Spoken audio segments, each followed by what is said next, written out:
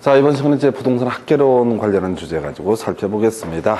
일단 부동산 학계론은 경제론이라고 하는 것, 투자론, 금융론, 감정평가론, 뭐 이런 영역들이 있어서 계산 문제가 몇 문제가 있어요. 근데 이게 사실 계산 문제는 아니고요. 공식 문제라고 보시면 돼요. 그래서 공식을 외우신 분들은 거의 한 15초, 20초 만에 풀 수 있는 그런 문제이고, 대신 공식이 암기가 안 돼 있으면 뭐 몇 분을 들여도 풀 수 없는 문제가 되게 됩니다.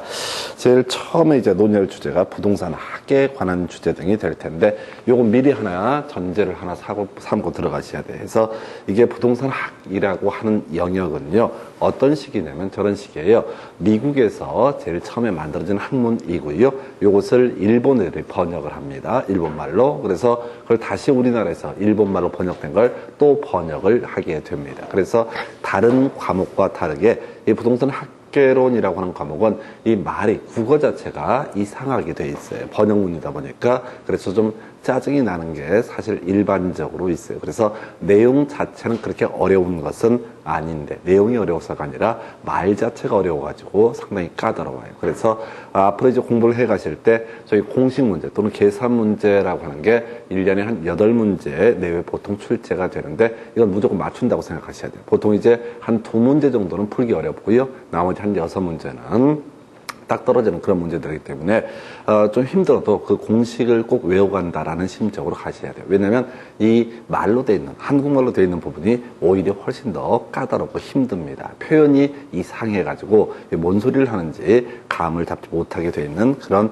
특성이 있습니다. 그래서 제일 처음에 이제 논의할 주제가 부동산 학이라는 개념이 나오게 되는데, 26회 때 마지막 출제가 됐었고요. 15년 사이에 2문제인가 출제가 됩니다. 거의 안 나오는 파트에서 그냥 요건 듣고 버린다라는 심정으로 갔으면 좋을 것 같아요. 그래서 자, 부동산 학이라고 하는 거, 이게 뭐냐라고 했을 때 법학이라든가 경제학, 경영학 이런 잡다한 학문들 또는 이제 건축공학 이런 것들을 다 짜기 위해서 하나의 학문 체계를 만들어낸 것을 가리켜서 부동산 학이라고 부르게 됩니다. 그래서 가장 기본적인 용어가 부동산 학이라고 하는 것은 소위 종합과학이다라는 용어를 쓰게 됩니다. 거의 시험에 안 나와요. 그래서 부동산과 연계된 여러 분야의 학문을 종합한 학문으로서의 성격을 보여주게 된다. 그리고 이제 두 번째 19회 때 나왔던 주제인데요. 응용과학이라고 하는 개념이 하나의 키워드가 되게 됩니다. 그래서 이 부동산학은 소위 응용과학이다라고 해서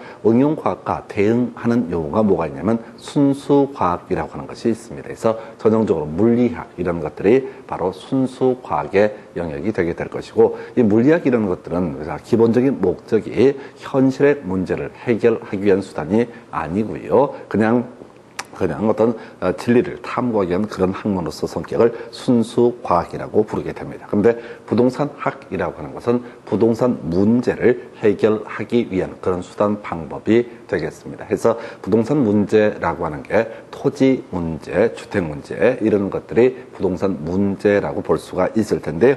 이 부동산 문제를 해결하기 위한 그 방안을 찾기 위한 학문이라고 해서 이걸 응용과학이라고 정의를 합니다. 그래서 자, 요건 이제 외워가실 때 읽어가시면 안 되고요. 자, 부동산학은 응용과학이다라고 하는 게 19회 때 출제 포인트. 그래서 19회 때 출제할 때는 부동산학이라고 하는 것은 소위 순수과학이다라는 식으로 해서 틀리게 구성이 됐던 바가 있습니다. 그래서 응용과학에 해당이 된다. 이 정도예요. 그 다음에 이제 경험과학이라고 해서 현실의 문제를 해결하는 학문, 뭐 이런 식의 논리 구조인데 큰 의미가 없어요. 그래서 우리가 들어봤을 때 뭔 소리인지 감이 안 잡히면 그냥 패스하시면 됩니다. 보통 이런 데서 끝장을 보겠다 하면 자기가 먼저 끝장이 나는 수가 있어요.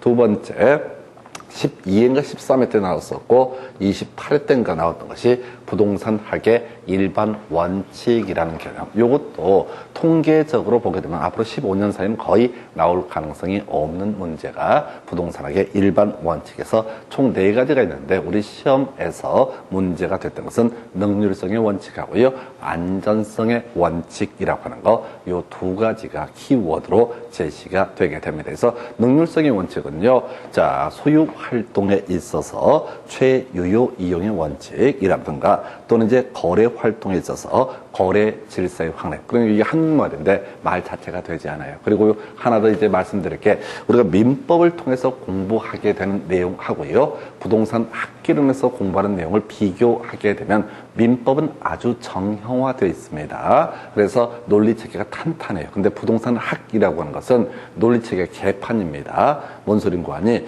이 부동산 학을 강의를 하거나 책을 쓰시는 분들의 기본적인 그 백그라운드를 보게 되면 제가 보기에는 오도 가도 못한 사람들입니다. 경제학과 가가지고요. 인생이 풀리면은 경제학 교수를 하면 되는 것이고 여기도 갈 데가 없고 저기도 갈 데가 없고 그래서 몇 개 안 되는 대학에서 부동산 학이라는 학과라는 걸 만들게 돼요. 그러면 이제 법대 갈 만한 실력이 안 되는 또는 운빨이 안 되는 법학 전공한 교수가 가는 데가 어디냐면 부동산 학과예요. 그 다음에 이제 경제학을 배워가지고 인생이 안 풀린 인간들이 가는 데가 부동산 학입니다. 좀 사이드죠. 그래서 대학에서도 거의 사람 취급을 안 하는 그런 과 중에 하나가 전반적으로 부동산학. 물론 이제 현실에 있어서는 그런데 부동산학과 같은 경우는 그 이제 대학원에 있는데 엄청 떠버렸죠. 그래서 엄청 떠버렸는데 그와는 별개의 문제로 이게 이제 말이 안 되는 게 우리가 이제 소유권이라고 하는 것을 민법에서 공부를 하시게 되면 이렇게 해서 그래요. 사용 수익이라고 하는 것하고요.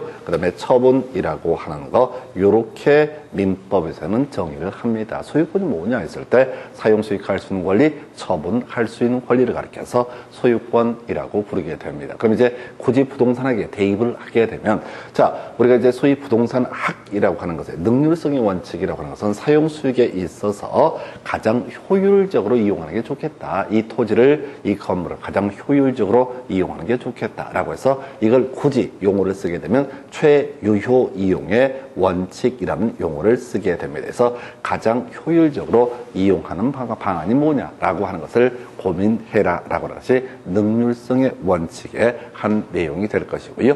그 다음에 이제 처분, 사고 파는 과정에서 사회적으로 봤을 때 거래 질서라고 하는 것을 신경을 써서 부동산 학이라는 것을 연구해야 된다. 이런 논리 구조가 되게 되는 거예요. 그런데 보시다시피 소유 활동에 있어서 최유효용의 원칙을 전제로 하고 거래 활동에 있어서 거래 질서의 확립을 고려해야 된다. 그러니까 논리 체계가 전혀 안 맞는 거야. 그러니까 이렇게 부동산 학 처음에 교재를 쓴 사람이 법을 모르는 상태이다 보니까 사용 수익이라고 하는 용어를 소유활동이라고 지 멋대로 이렇게 구성을 해버리는 거예요. 그 다음에 이제 처분에 관한 것을 소위 거래활동이라는 용어를 쓰게 됩니다. 그래서 이게 잘 시험에 안 나오니까 사실 크게 신경을 쓸 필요는 없는데 기본적으로 부동산 학개론 교재를 보게 되면은 대학에서 연구하는 교재들이 있거든요. 아사리판도 이런 아사리판이 없습니다. 왜?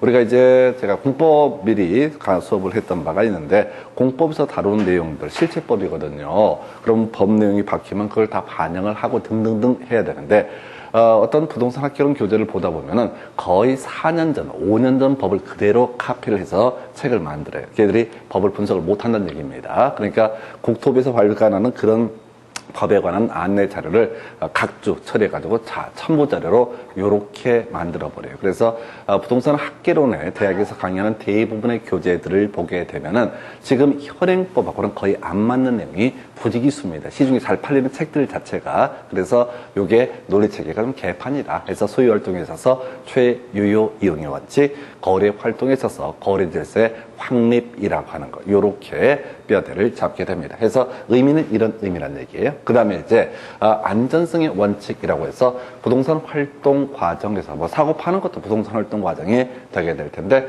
거래 사고에 대비해서 안전을 고려해야 된다라고 하는 것을 소위 안전성의 원칙. 그래서 이게 되게 피곤한 문제인데 지난번 시험 문제 26회인가 구성을 할 때 바로 능률성의 원칙이라는 것은 부동산 활동 과정에 있어서 안전을 고려해야함을 의미한다라고 해서 틀리게 구성을 하게 됩니다. 그래서 요건 이렇게 가는 거야. 안전에 대응하는 게 뭐가 된다? 사고라고 하는 거. 안전에 대응하는 게 뭐가 된다? 사고라고 하는 거. 얘들이 이런 교재를 기준으로 출제가 되기 때문에 이 법 논리 체계가 또는 부동산학 체계가 개판이든 아니든 간에 시험은 우리는 준비를 할 수밖에 없을 것이고 안전성의 원칙이라고 하는 것은 거래 사고에 대비해야 된다. 이런 의미를 가지고 있습니다. 그래서 거래 사고에 대비할 것, 요렇게 그림을 잡아요. 그래서 지금 제일 첫 번째 주제가 제일 피곤한 주제, 부동산 학이라고 해서 19회 때, 그 다음에 아까 26회 때인가 출제가 되고, 그 후로 거의 출제가 되지 않는 주제. 요건 좀 비우고 들어가셔야 돼.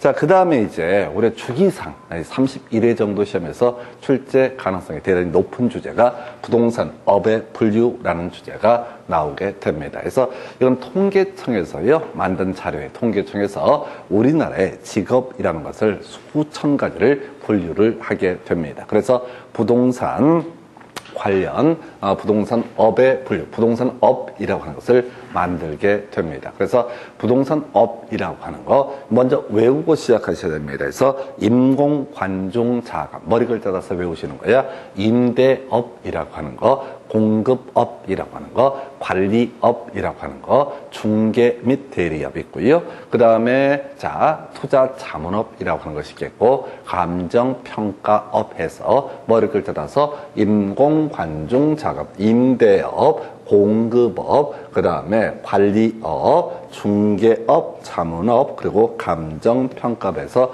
그냥 이것만 주구장창 외우시면 돼. 임공관중자감이라고 하는 거. 자, 그래서 임공관중자감, 임대업이라고 하는 거, 공급업이라고 하는 거, 그 다음에 관리업이라고 하는 거, 중개 및 대리업, 투자자문업, 감정평가업 해서 임공관중자감 6개 그냥 일단 통째로 외우셔야 됩니다. 이게 만만치가 않아요. 그래서 지금 최근 5년, 6년 사이에 2번 출제가 됐던 것이 임공관중자감이라고 하는 이 문제가 구성이 돼요. 그래서 일단은 임공관중자감을 머리 글자 따서 그냥 외우는 수밖에 없습니다. 그래서 임대업이라고 하는 거, 공급업이라고 하는 거, 관리업이라고 하는 거, 자, 중개 및 대리업, 그 다음에 투자자문업, 감정평가업, 이런 식으로 임공관중자감 일단 외웠다고 치고요. 그 다음 쟁점을 볼 거예요. 그래서 임대업이라는 것은 주, 비, 기 이렇게 세 개로 구분하게 됩니다. 주거용 건물의 임대업, 비주거용 건물의 임대업, 기타 부동산 임대업 이렇게 가게 돼요. 그래서 지금요, 건물이 2개로 분류가 되고 기타가 분류가 돼요. 부동산이라는 것은 토지와 바로 건물을 묶어서 부를 때 부동산이라고 정의를 합니다. 그래서 기타라고 하는 것은 의미상 토지라는 것을 의미하게 됩니다. 그래서 자, 임대업 주, 비, 기 해서 주거용 건물의 임대업이라고 하는 거, 그다음 비주거용 건물의 임대업, 기타 부동산 임대업. 그래서 기타는 항상 보시게 되면 토지라고 하는 것을 중심으로 구성이 되게 됩니다. 그래서 임대업 하나 보셨고요. 그 다음에 이제 공급업. 원래 용어 이름은 개발 및 공급업 이렇게 되어 있습니다. 근데 외우기 어려우니까 공급업이라고 줄여서 합니다. 이걸 바꿔치기 하지는 않으니까. 해서 이 개발 및 공급업이라고 하는 것도 주, 비, 기 세 개로 구분을 하게 됩니다. 주거용 건물의 개발 및 공급업, 비주거용 건물의 개발 및 공급업, 그리고 세 번째 기타 부동산의 개발 및 공급업이라고 해서 기타를 보시게 되면 역시 토지 등에 관한 주제가 이슈가 되게 됩니다. 이 세부 항목을 외울 수는 없어요. 실제는 훨씬 더 많아요. 그래서 이걸 외울 수는 없기 때문에 감만 잡는 겁니다. 그래서 주, 비, 기 해서 이렇게 공급업이라는 개념을 확인해 보셨고요. 그 다음에 이제 관리업이라고 하는 게 있어요. 자, 그런데 우리 앞에서 임대업이라고 하는 것도 개발 및 공급업도 주, 비, 기 이렇게 세 가지로 세분되는 데 비해서 지금 이제 지금 관리업이라고 하는 것은 주거용 부동산의 관리업, 비주거용 부동산의 관리업 이렇게 2개로만 구분을 하게 됩니다. 왜 그런고 하니 토지라고 하는 것은 굳이 관리를 할 필요도 없고 그걸 업으로 삼는 사람도 아무도 없다는 거죠. 빈 땅을 그냥 놔두면 되는 거지 따로 관리를 할 이유가 없어요. 그래서 자 지금 주, 비, 기 했을 때 기타 부동산의 관리업이라는 개념은 존재하지 않습니다. 이건 나중에 2차 과목 중에서 공인중개사법이라는 것을 공부를 하다 보면 토진중개 대상물에 대한 확인 설명을 논함에 있어서 관리라고 하는 것은 확인 설명할 사안이 아니다. 이런 게 이제 2차 과목과 연계가 되게 됩니다. 그래서 일단은 지금 부동산의 관리업이라고 해서 주거용 부동산의 관리업과 비주거용 부동산의 관리업 두 개로 대별해 볼 수가 있겠다. 그 다음에 이제 중개 및 대리업이라고 하는 거, 뭐 이거 어렵지 않을 테고요. 투자, 자문업이라고 하는 거 하나 이슈가 되겠고요. 그 다음에 감정평가업이라고 하는 거. 자, 그런데 이게 이제 여기서 주의하실 게 하나가 있어요. 자, 여기 보시면은 부동산 금융업이라고 하는 것은, 어떻다? 절대 없습니다. 금융업은 없어요. 이게 과거 시험 문제 하면 금융업이 출제가 됐습니다. 자, 출제자의 의도를 설명을 드리게 되면 우리 부동산 학개론이라고 하는 건 지금 우리가 공부하고 있는 부동산학 총론이라는 영역이 하나가 있고요. 나중에 경제론, 수요 공급에 관한 주제를 설명을 하고요. 그 다음에 시장론, 부동산 시장에 관한 내용을 설명을 하고 부동산의 개발 및 관리라고 하는 것도 그런 영역도 있어요. 그 다음에 부동산 정책론이라는 게 있고 부동산 투자론이 있고 감정평가론이 있고 그 다음에 중간에 금융론이라는 게 있어요. 그래서 부동산 학개론의 목차에서는 금융이라는 것이 주요 이슈가 되게 되는데 부동산 업의 영역에는 어떻다? 금융업이라는 것은 따로 없습니다. 부동산 금융은 없고 그냥 금융업이 있겠죠. 은행 같은 금융업이 있을 것이고요. 그래서 이 금융업이라는 것은 포함되지 않는다. 이게 하나의 출제 이슈가 되게 됩니다. 왜? 우리가 임공관중자감 이렇게 줄줄줄 외우면 참 좋을 텐데 실제 대부분의 수험생이 외우지 않고 시험장에 가서 쓱 보다 보면은 많이 눈에 띄는 것들 있단 말이죠. 그 중에서 뭐 투자론도 있고 감정평가론도 있으니까 투자업, 감정평가 이런 것들은 캐치하는데 금융업 이렇게 나오면 이게 부동산 금융업이라는 것이 부동산 업의 한 분류가 되지 않을까라고 착각을 하시게 됩니다. 그래서 부동산 금융업이라는 것은 존재하지 않는다. 해서 자, 그럼 결국 이제 정리하면 임공관중자금에서 임대업이라고 하는 거, 공급업이라고 하는 거, 그 다음에 관리업이라고 하는 거, 중개 및 대리업, 투자 자문업, 감정평가업 이런 식으로 임공관중자금 이렇게 6개 영역을 부동산업이라고 통계청에서 분류하고 데이터를 만들어내게 됩니다. 그래서 부동산 학개론 시험 영역에서 5년 동안 2문제 출제가 됐고요. 얘는 이제 한 평균 2, 3년에 한 3년에 한 문제꼴로 출제가 되는 영역. 해서 28회 때가 마지막 구성이 되었어요. 그럼 이제 29회, 30회 쉬었고요. 어쩌면 한 문제 나올 수도 있는 영역이 바로 이 영역. 해서 임공관중자감이라고 하는 거, 이게 부동산 업의 분류라는 개념. 그리고 항상 기본적으로 주비기 이런 식으로 하는데 토지는 관리하는 것이 아니기 때문에 부동산 관리업에는 기타 부동산 관리업이라는 것은 존재하지 않는다. 그럼 2개 외우시는 거야. 임공관중자금을 외웠다고 치고 기타 부동산의 관리업이라고 하는 거, 요것은 어떻다? 포함되지 않는다. 2개를 외우시면 금융업 안 된다. 그 다음에 기타 부동산의 관리업이라는 것은 부동산업의 범주에 포함되지 않는다. 요 정도가 사실상 거의 대부분의 문제. 그래서 일단은 그 세부적인 항목들은 그렇게 의미를 가질 수가 없습니다. 어차피 찍어서 가야 되는 그런 영역이고요. 우리가 준비할 수 있는 영역은 임공관중자감, 임대업이라고 하는 거, 공급업이라고 하는 거, 관리업이라고 하는 거, 중개 및 대리업, 그리고 감정평가업, 투자 자문업 이렇게 임공관중자감 이렇게 6개인가요? 요것만 주구장창 외우신다라고 생각하셔야 돼서 자, 하여튼 약 3년에 한 문제 구성되는 영역이 임공관중자감이라는 개념이 되게 됩니다. 그래서 임공관중자감이라고 해서 자, 하여튼 이렇게 힘들어요. 그래서 한 3분의 1의 확률로 출제될 개연성. 이게 임공관중자감, 부동산업에 관한 분류 살펴드렸고요. 자, 이제 좀 출제 빈도가 높아지는 것들이 기다리고 있습니다. 그래서 부동산의 개념이라고 하는 거. 자, 부동산은 바라보는 관점에 따라서 자, 총 3가지 관점에서 부동산을 접근을 하게 됩니다. 만약에 자, 경제학을 공부한 사람한테 부동산이라고 하는 것, 토지라고 하는 것이 어떤 성격을 갖게 되느냐라고 했을 때 자산으로서의 성격을 가지고 있고요. 자본으로서의 성격을 갖고 있고요. 생산 요소로서의 성격, 그리고 소비재 또는 상품으로서의 성격을 가지고 있다. 이렇게 경제학을 한 사람은 설명을 하게 됩니다. 그리고 자, 이 경제학을 하지 않고 그냥 이 부동산, 토지가 주로 중심이 되는데 요거 어떻게 파악하느냐? 이걸 우리가 기술적 개념의 부동산 또는 이제 가끔씩 물리적 개념의 부동산이라는 용어를 씁니다. 그래서 이게 차라리 물리적 하면 참 좋을 텐데 주로 출제할 때는 기술적 개념의 부동산이라는 용어를 쓰게 돼요.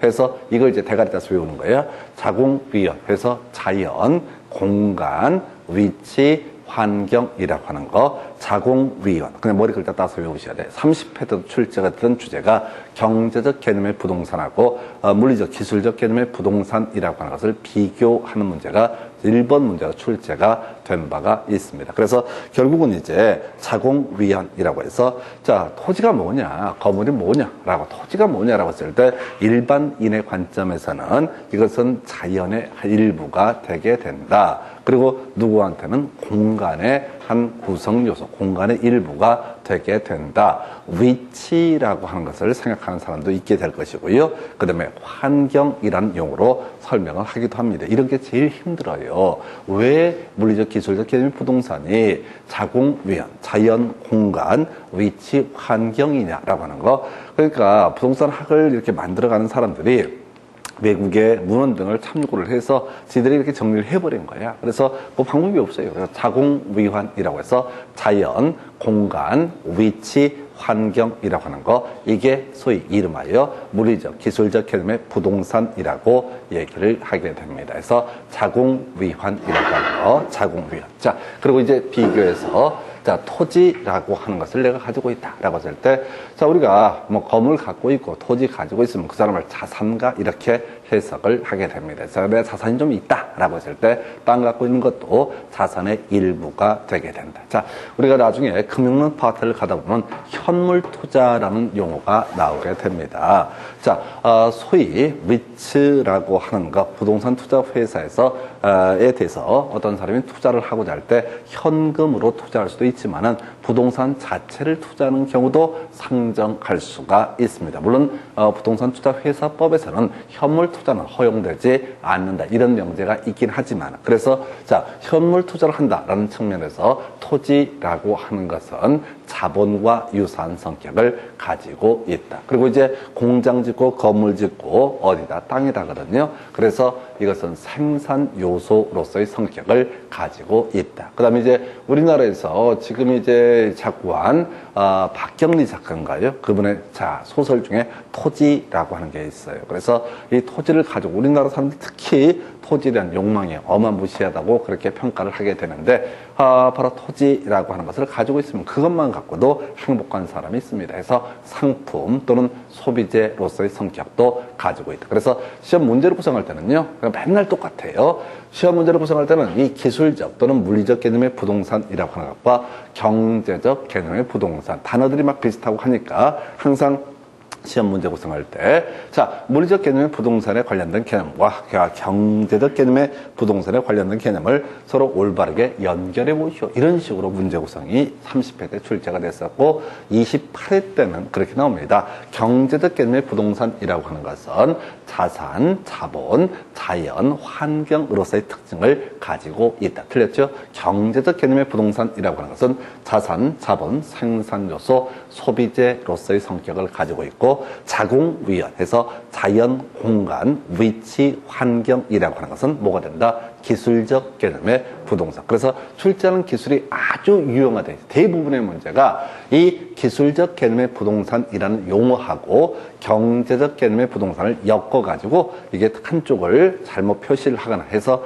틀리게 뽑거나 맞게 뽑거나 이런 식으로 하나 답을 구성을 해요. 이게 가장 기본적인 자공위원. 그래서 자, 이거 외우실 때 이게 이제 혼동하지 않으면 연공위원 이렇게 외워도 돼요. 자기가 알아서 만들어서 외우면 돼. 연공위원, 자연의 연자를 따는 거죠. 공간의 공자를 따는 거죠. 위치의 위를 따는 겁니다. 환경의 환을 따는 겁니다. 그러면 이제 중복되는 게 없으니까 연공위원 이렇게 외우시게 되면 이게 바로 뭐가 된다? 기술적 개념의 부동산. 제가 말씀드렸잖아요. 재미없다고 이게 학개론이. 그냥 외우는 거예요. 사회야, 사회. 사회라고, 사회. 이게 자연이 뭔지를 막 제가 또 책 쓰긴 써요. 그 자연이 뭐냐고. 자연이 자연이지. 위치가 뭔데? 위치가 위치지. 이렇게 가야지. 위치라 하면 사회적 이치와 행정, 뭐 이렇게 가버리면 이게 머리가 터져버려, 그냥. 연공이야. 바꿉시다, 이제. 이번 수능 때는 기술적 개념의 부동산 또는 물리적 개념의 부동산이라고 하는 것은 연공위한 해서 자연의 연자, 공간의 공자, 위치의 위자, 환경의 환자에서 연공위환이라고 하는 거. 연공위환은 어떻다? 기술적 또는 물리적 개념의 부동산을 상징하는 단어가 되게 된다. 그러니까 이 자연이 뭐고 공간이 뭐고 위치가 뭐고 환경이 뭐고 이런 용어의 정의 자체를 시험이 내는 게 아니라고요. 그러니까 괜히 알아봐봤자 머리만 터져. 그냥 연공위환 해서 자산이랑 헷갈리니까 연공위환이라고 하는 게 뭐가 된다?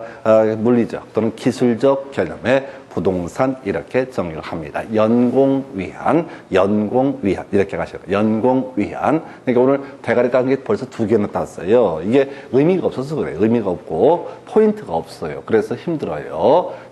그래서 이제 연공위한 이거 하나 외우셨고 앞에서 적어 있었죠. 안전은 사고 해서 안전성의 원칙은 거래사고. 이건 이제 단어의 뉘앙스로 갔었고 바로 앞에 있었던 것이 임공관중자감 해서 임대업, 공급업이라고 하는 거, 관리업, 중개 및 대리업, 투자 자문업, 감정평가업 등 이런 식으로 부동산업, 임공관중자감, 그 다음에 연공위환이라고 하는 거 요렇게 따서 외우셨습니다. 자, 이제 여기까지 얘를 가지고 2개를 비교하는 문제가 주구장창 출제가 돼요. 그래서 과거의 문제 중에 이런 식이야. 다음 중 경제적 개념의 부동산은 틀린 것은 1번 자산, 2번 자연 하면 답이 자연이 되는 거야. 물론 그때는 이제 환경 이런 걸 주로 답을 뽑아주는데 생산요소 소비재는 바로 경제적 개념의 부동산. 그래서 문제를 구성할 때 얘하고 얘를 비교하는 게 한 문제짜리가 되게 됩니다.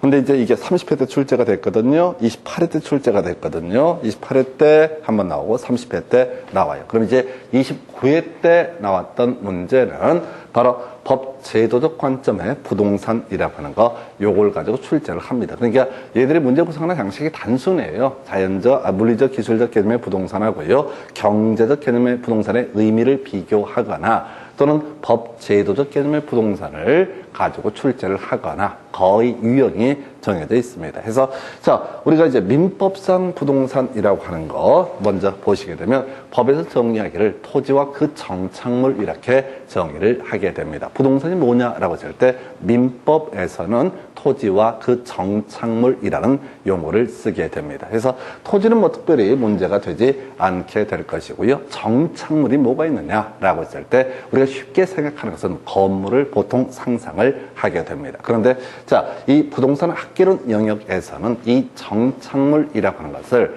토지로부터 독립된 정착물하고 토지에 종속된 정착물 2개로 구별하고 이걸 출제 포인트로 삼게 됩니다. 이건 지금 설명드리는 내용은 나중에 민법에서 설명드리는 내용과 같이 다 맞물려 가요. 똑같은 얘기를 하게 됩니다. 그래서 지금 이제 학개론 처음 하시면 조금 민법을 안 했으면 힘들고 대신 이거 하게 되면 나중에 민법 얘기할 때 훨씬 더 이해가 빠르게 됩니다. 그래서 자, 우리가 용어 한번 볼까요? 자, 토지 소유권은 정당한 이익 있는 범주 내에서 토지 상하에 미친다. 해서 이거 민법 조문이 그렇습니다. 해서 토지를 소유하고 있는 사람은 정당한 이익 있는 범주 내에서 땅 밑으로 또는 땅 위로 일정 부분을 사용할 수 있다. 해서 나중에 민법에서는 물권이라고 해서 소유권은 물권이라고 해서 세상의 모든 사람에게 자신의 권리를 주장할 수 있다. 이런 논리 구조가 되게 돼요. 그 다음에 이제 토지 소유자는 법률의 범주 내에서 사용수익 처분할 권리 있다. 아까 제가 설명드렸던 거 소유권은 뭐라고요? 사용수익과 처분에 관한 권리. 크게 2개로 대별해 볼 수 있다라고 이렇게 되어 있습니다. 그 다음에 이제 토지 소유권 공시 방법은 등기이다. 이거 나중에 민법 공부하시면 지겹게 들을 얘기야. 자, 갑이라는 사람이 자신의 토지를 소유하고 있습니다. 을하고 매매 계약을 체결했습니다. 매매 계약을 체결했어요. 그럼 이제 우리 민법 공부하실 때 갑이라고 하는 사람은 등기를 을에게, 매수인에게 넘겨줄 의무가 있고 매수인 을은 소유자, 매도인 갑에게 바로 대금을 지급할 의무가 발생하는 법률 관계 얘기를 가르쳐서 매매라고 이렇게 정의를 하게 됩니다. 자, 그래서 지금 이제 자, 이 사람이 이 X 토지의 소유권을 취득하는 시기는 언제냐라고 했을 때 등기부에 갑에서 을로의 소유권 이전 등기가 이렇게 표시가 되는 그 순간부터 어떻다? 을은 소유권을 취득합니다. 그래서 매수인이 백날 잔금 지급했다라고 할지라도 등기를 하지 않게 되면 어떻다? 이 사람은 소유권을 기본적으로 취득할 수 없다. 물론 이제 나중에 민법 공부하다 보면은 법률 규정에 따른 부동산 물권 변동이라고 해서 상속 같은 것을 예시를 합니다. 피상속인, 돌아가신 분입니다. 이분이 사망에 이르게 되면 상속인은 따로 이 등기를 넘겨받지 않아도 그 물권을 그대로 취득한다라고 하는 것이 나중에 나오는 예외적인 케이스인데 따로 얘기 안 하면 우리가 공부하실 때는 기본적으로 백날 자, 매매계약 체결했다라고 해서 소유권이 넘어가는 게 절대 아니라 소유권이 넘어가기 위해서는 어떻다? 등기가 매수인 이름으로 이루어져야지 어떻다? 이때 소유권이 넘어간다. 뭐 이런 얘기들 나중에 민법할 때 다 지겹게 들을 얘기고요. 자, 출제 포인트는 자, 토지의 정착물이라고 하는 거. 여기 이제 토지에 종속된 정착물이라는 개념이 있고 토지로부터 독립된 정착물이라는 개념이 있게 됩니다. 그래서 토지에 종속된 정착물이라는 개념은 토지 소유권이 넘어가면 같이 따라가게 되는 것을 가리켜서 토지에 종속된 정착물, 국어, 돌담 이런 것들이 과거 시험 지문에 나오는데 거의 의미가 없고 국어라고 하는 게 뭐냐면요. 또랑이라고 보통 부르죠. 그래서 저기 선생님 이게 고향이 어느 쪽이세요? 평택. 네, 그래서 시골이네요. 그래서 거기서는 또랑을 뭐라 부르나요? 또랑이라고. 그러니까 이게 발음이 좀 이상해갖고 제가 시골에서 올라와갖고 사람들을 물어보거든요. 근데 다 이건 표준어 같아. 선생님 고향이 선생님이 그 시골이잖아요. 또랑. 아니, 그냥 선생님 시골에서 올라오셨잖아요. 사투리 쓰시는 거 딱 느껴져요, 이렇게. 우리 동네도 또라이고 선생님 동네도 또라이인데 나는 이쪽 수도권 이런 데서 뭐라고 부르는지 궁금했다고. 근데 또랑이라고 부른다며. 아, 작은 물길 있잖아요. 이걸 나중에 공간정보부는 국어라고 얘기합니다. 국어. 예? 또랑이란 말을 처음 들어봐요? 도랑이 원래 도랑인데 또랑이라고. 이 둥글게 파니까 도랑이라고. 아, 도랑인데 발음이 억세져가고 또랑이 된 것이고, 그럼 법에서는 국어라 부르고 등등등. 하여튼 이런 것은 뭐라고요? 바로 토지에 종속된 정착물. 근데 이건 외울 건 아니에요. 이건 외울 건 따로 아니고 우리가 기억을 해야 될 것은 독립된 정착물을 외우셔야 돼요. 그래서 이게 민법 얘기예요, 사실은. 엄밀히 얘기하면 민법 얘기이기 때문에 처음에 학기론 하실 때는 더럽게 짜증이 나. 해서 제일 먼저 가십시다. 건물이라고 하는 것은 토지와 독립된 정착물입니다. 나중에 민법 공부할 때 할 얘기인데요. 자, 갑이라는 사람이 소유하고 있는 X 토지에 자, Y라는 건물을 갑이 신축을 합니다. 그럼 이 건물의 소유자는 누가 되냐면 갑이 되게 됩니다. 건물 지은 사람이 소유자가 되는 거예요. 그런데 이 X 토지다 Y 건물을 을이라는 사람이 약간 또라이야. 남의 땅에다 건물을 지어 올리고 지랄이야. 그러면 이 건물의 소유권은 누구한테 있다? 을에게 있습니다. 그냥 오늘 하나 외우시는 거야. 건물의 소유자는 누구냐라고 했을 때 신축한 사람, 그 사람이 어떻다? 소유자가 되게 된다. 땅 소유자가 건물 소유자가 뭐죠? 건물 소유자가 되는 게 아니에요. 건물을 직접 신축한 사람. 그렇다고 해서 노가다 삽질하는 사람이 신축한 건 아닙니다. 아니, 돈 되는 사람이 있을 거 아니에요. 사람 써가지고. 그 사람이 신축한 사람이지 실제 와서 삽질하는 사람이 소유자가 되는 건 아닙니다. 그래서 요건 뭐 설마 요건 전혀 별개의 문제고 하여튼 건물이라고 하는 것은 토지 소유권에 부합하지 않는다라는 표현을 써요. 부합이라고 하는 것이 뭐냐 민법에서 공부하게 되는 주제인데 자 토지에 자 산삼씨가 날아와 산삼씨가 날아옵니다. 자 철새가 산삼씨를 떨어뜨렸어. 그러면 토지에서 산삼이 자라겠죠. 그 산삼은 토지 소유권에 부합합니다. 이 얘기는 그 산삼은 누구 거다? 토지 소유자 것이 된다. 라는 의미. 돌담, 구고 등의 어떤 토지에 있다. 그럼 이게 뭐라고요? 토지 소유권에 부합한다. 그러면 그 돌담은 누구 겁니까? 토지 소유자 것이다. 이런 논리 구조예요. 그래서 일단 건물이라고 하는 것은 토지와 독립된 정착물이다. 라고 이렇게 얘기합니다. 가장 대표적인 거예요. 그 다음에 좀 어려우시는 게, 자, 명인 방법을 갖춘 수목이라고 하는 게 있어요. 자, 지금은 자, 물건의 공시 수단으로서 우리 앞에서 등기라고 하는 게 있다고 그랬어요. 그래서 소유자가 누구냐를 보려면 기본적으로 부동산은 뭘 봐야 된다? 등기부를 봐야 된다. 그런데 이게 전통적으로 쓰이는 기법인데요. 자, 저런 거 있잖아요. 자, 중간 도매상이라고 불리는 분들이 있습니다. 수박밭이 수박이 막 자라고 있어. 그 수박 누구 겁니까? 토지 소유자 겁니다. 기본적으로 토지 소유자 거예요. 물론 나중에 변수가 좀 생기긴 하는데 기본적으로 토지 소유자 겁니다. 수박이 자라고 있으면 어떻다? 토지 소유자 거다. 이렇게 해석을 해야 되는데 가끔씩 중간 도매상이 플랜카드를 딱 붙여요. 이 밭에 있는 수박은 아무개 거다라고 자 공고를 합니다. 그게 바로 명인 방법을 갖춘 이라고 하는 거. 이름명 색일인 해서 이름을 공시하게 되면 어떻다? 이게 물권의 공시 수단이 될 수가 있습니다. 그래서 원래 수목이라고 하는 특별한 사정이 없으면 당연히 그 토지 소유자가 수목의 소유권을 갖습니다. 나무가 자라고 있으면 그 나무는 누구? 토지 소유자 것이다. 그런데 자, 이 토지 소유자가 있는데 나무가 자라고 있는데 거기다가 누가 플랜카드를 붙여요. 이 토지 소유권과는 별개의 문제로 이 나무는 내가 다 사서 이제 아무개 거다라고 공시를 하게 되면은 이때는 그 수목이라고 하는 것은 토지 소유권과 분리해서 독자적인 권리의 객체가 되게 된다라고 이렇게 얘기를 합니다. 자, 그 다음에 지금 권원에 의해서 경작, 재배들은 농작물 수목이라고 되어 있죠. 자, 가볼까요?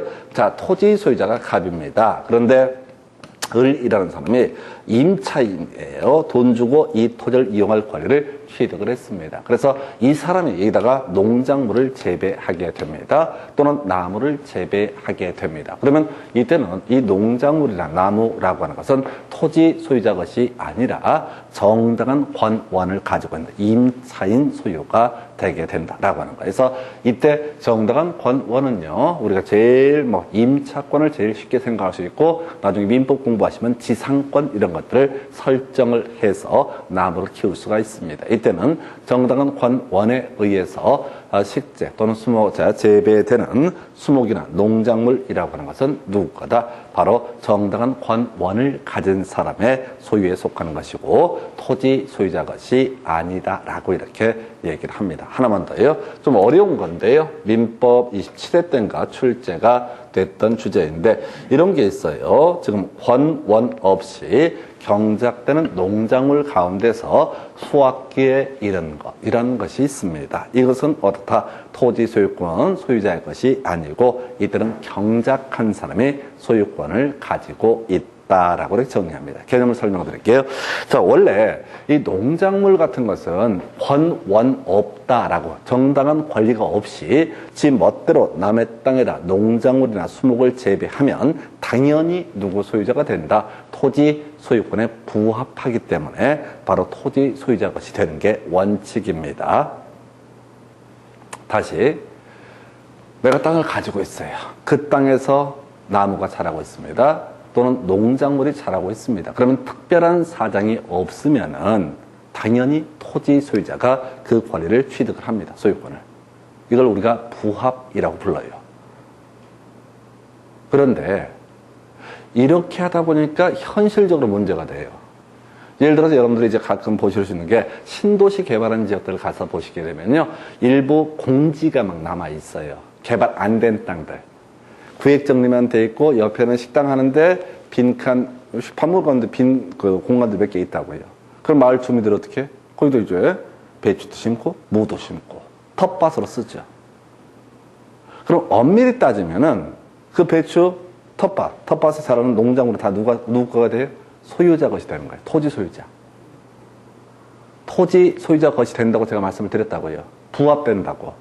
정당한 권원을 가지고 농작물이나 수목을 재배하면 아까 임차인이나 지상권자 이런 사람이 그 농작물, 수목의 소유권을 갖겠지만은 아무 권리 없이 거기다 농작물을 재배하고 수목을 재배하게 되면 그것들은 토지 소유권에 부합한다라고 해서 그 농작물이나 수목의 소유권은 누구한테 속한다? 토지 소유자에게 속합니다. 근데 현실적으로 문제가 된 거예요.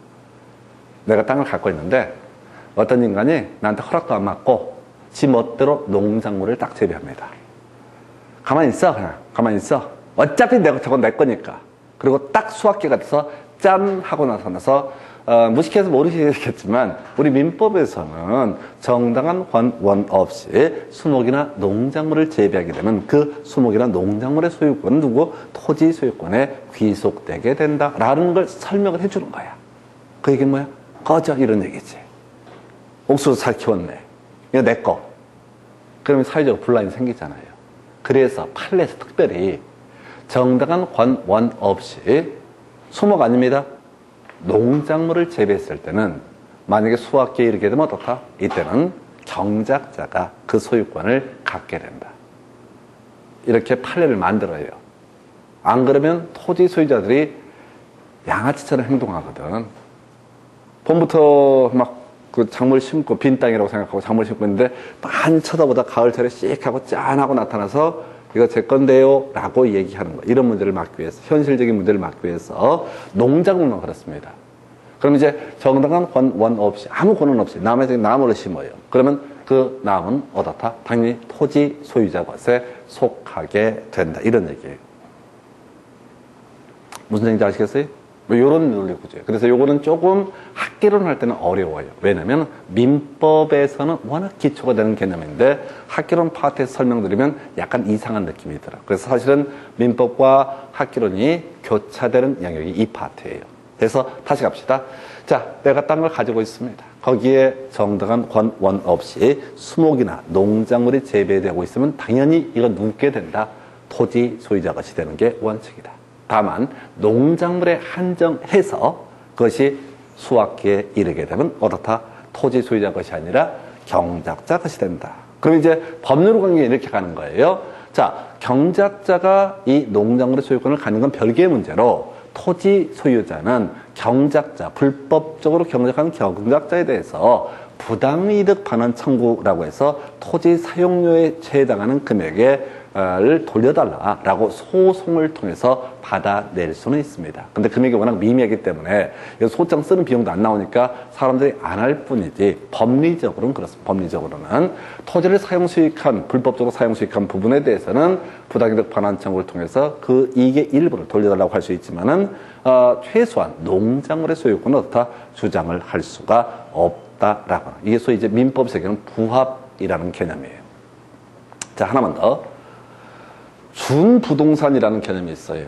준부동산은 원래 동산으로 볼 수 있는 것들을 경제적 가치가 크다라고 해서 등기 등록의 절차, 이런 일정한 법을 만들어가지고 마치 부동산처럼 취급하게 되는 게 뭐가 된다? 준부동산. 제일 뭐 대표적인 게, 자, 자동차 같은 게 있죠. 자동차 담보로 돈 빌릴 수 있잖아요. 저당고 설정하고. 자동차, 그거 모르시면, 별 풍파 없이 살아왔으면 그냥 몰라도 돼요. 근데 하여튼 자동차를 담보로도 저당고 설정하고 돈을 빌릴 수가 있습니다. 이게 등기 등록이 되어 있기 때문에 지금 뭘 설명드리려고 하냐면 등기된 임목이라는 개념을 설명드리려고 그래요. 다시 갑시다. 어떤 토지 위에 나무가 있습니다. 그러면 그 나무의 소유권은 특별한 사정이 없으면 누구 것이다? 토지 소유자 것이 되게 됩니다. 그런데 어떤 토지에 나무가 있는데 거기에 플랜카드가 붙어 있어.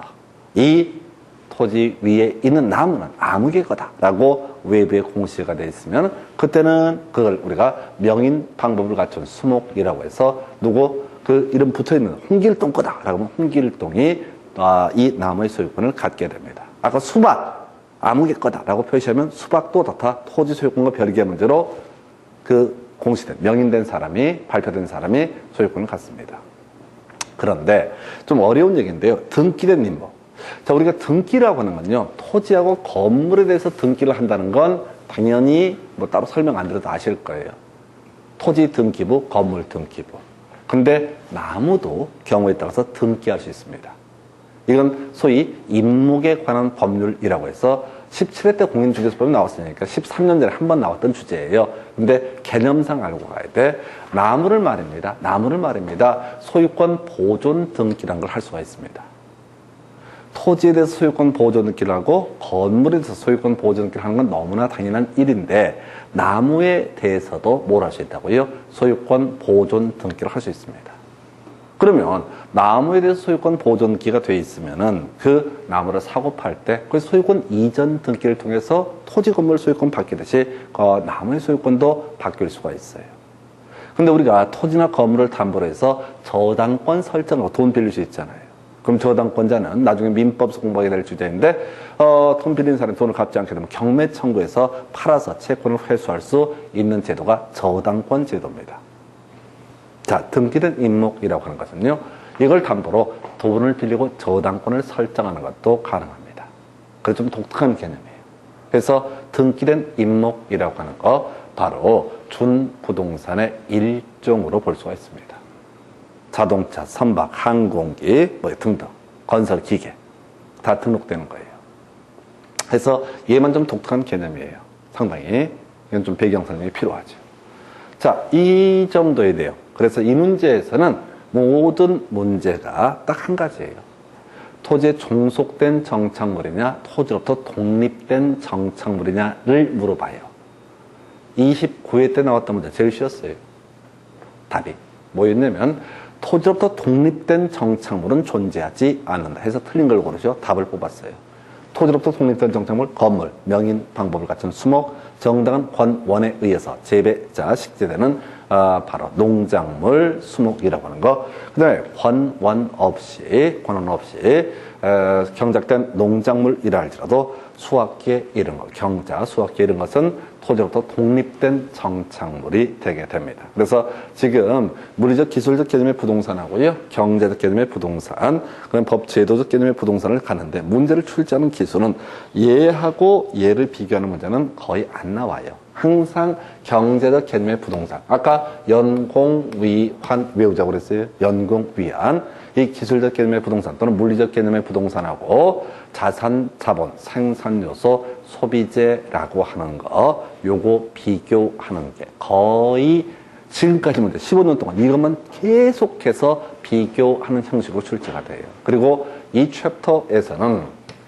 토지 정착물이라고 하는 거 토지로부터 독립된 정착물이냐 토지에 종속된 정착물이냐를 가지고 시험 문제를 구성을 합니다. 해서 자 이게 자 짝수의 제초로 나왔던 거죠. 28회 30회 때 이게 주로 홀수죠. 27회 29회 때 31회 때 이게 나온다 안 나온다 이런 말씀을 드리지는 않아요. 어찌 됐든 간에 요거는 요즘에는 상당히 많이 내고 있는 주제 중에 하나가 바로 부동산의 개념이라고 하는 거. 자, 한번 다시 한번 정리 간단하게 하겠습니다. 부동산 학이라고 하는 거. 별 영향 없다고 그랬어요.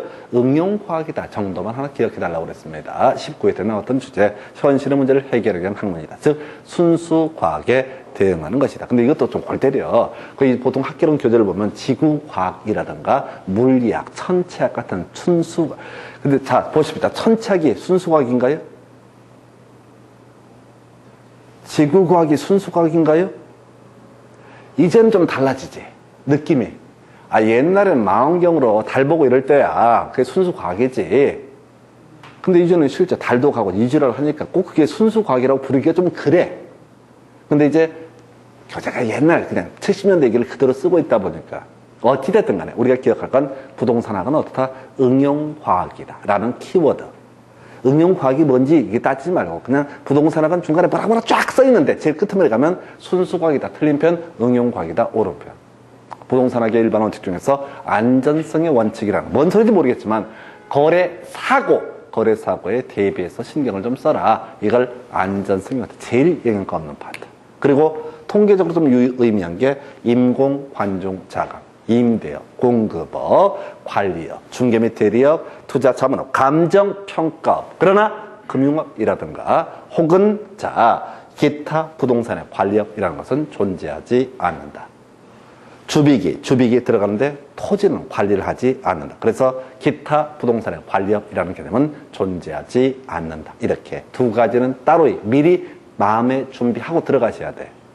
절대 가셔갖고요. 지문 보면서 어디 보자. 이거는 문학하는 사람들, 예술하는 분들이 하는 겁니다. 영감을 떠오르면서, 영감이 떠오르길 기도하면서. 영감 다 죽었어요. 영감 없어요. 그럼 시험장 가면 멘붕이 와버려요. 영감이 안 오니까. 영감 댁에 계시나? 하여튼 간에. 그래서 그냥 계속 미리 임공관종자감 그냥 훈련하시고 그 다음에 금융업학과 기타 부동산의 관련은 존재하지 않는다. 아예 통째 외우시고 그 다음 문제는 그때 가서 영감을 찾든 말든 그렇게 접근을 하셔야 돼요. 그러니까 이런 식의 문제가 부동산 학계론 문제가 40문제 중에서요.